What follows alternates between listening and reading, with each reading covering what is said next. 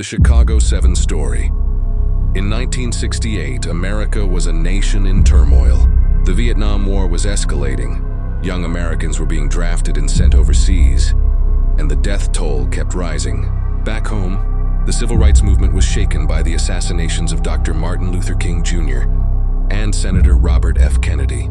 The country was divided, angry, and uncertain about its future. That August, the Democratic National Convention was scheduled to be held in Chicago. For activists, it wasn't just a political gathering. It was the perfect stage to protest the war. Anti-war leaders from across the country began to organize.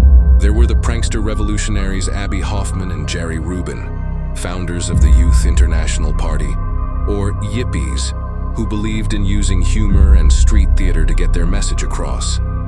There were the serious political minds, Hayden and Rennie Davis, members of Students for a Democratic Society, who wanted to focus on policy and protest strategy. There was David Dellinger, a lifelong pacifist determined to show opposition to the war through peaceful resistance. And then there were academics John Froines and Weiner, who were loosely connected, but became wrapped up in the government's case. They expected tens of thousands of demonstrators to flood Chicago, but Mayor Richard J. Daley had other plans. He denied many of the permits activists requested and turned the city into a fortress, deploying more than 12,000 police officers, nearly 6,000 National Guardsmen, and 7,500 federal troops. When the protesters arrived, they were met with overwhelming force. For days, crowds clashed with police in the streets and parks. Demonstrators were beaten, gassed, and dragged away. Reporters and bystanders were caught in the violence too. On live television, outside the Conrad Hilton Hotel, America watched in shock as police struck protesters while the crowd chanted, "The whole world is watching."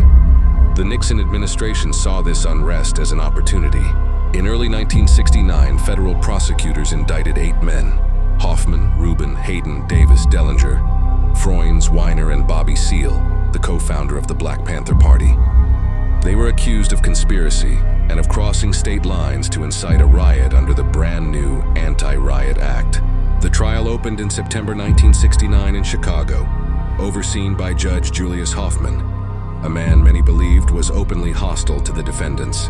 From the very beginning, the courtroom felt less like a legal proceeding and more like political theater. Bobby Seale had no lawyer. His attorney was in the hospital, and Seale demanded the right to represent himself. The judge refused. Furious, Seale argued day after day that his rights were being violated. In a shocking and brutal move, Judge Hoffman ordered Seale to be bound and gagged in the courtroom so the trial could continue. The image horrified the nation. After weeks of tension, the judge declared a mistrial in Seale's case, leaving what became known as the Chicago 7. What followed was one of the most chaotic trials in American history. The prosecution argued that the men had conspired to spark violence in Chicago. The defense insisted that police had started the bloodshed and that the government was criminalizing dissent. Inside the courtroom, the personalities clashed. Abbie Hoffman and Jerry Rubin turned the trial into a circus, cracking jokes, mocking the judge, and even showing up in judicial robes. Hayden and Rennie Davis tried to remain serious, determined to prove that the anti-war movement had real political weight. David Dellinger, despite his commitment to nonviolence, lost his temper when the judge insulted his daughter. The tension wasn't just in the courtroom. Outside, protesters gathered daily to support the defendants. Police presence remained heavy, and confrontations often flared. The trial dragged on for nearly 5 months, making headlines across the country. Finally, in February 1970, the jury reached its decision. John Froines and Weiner were acquitted entirely, their involvement deemed too minor.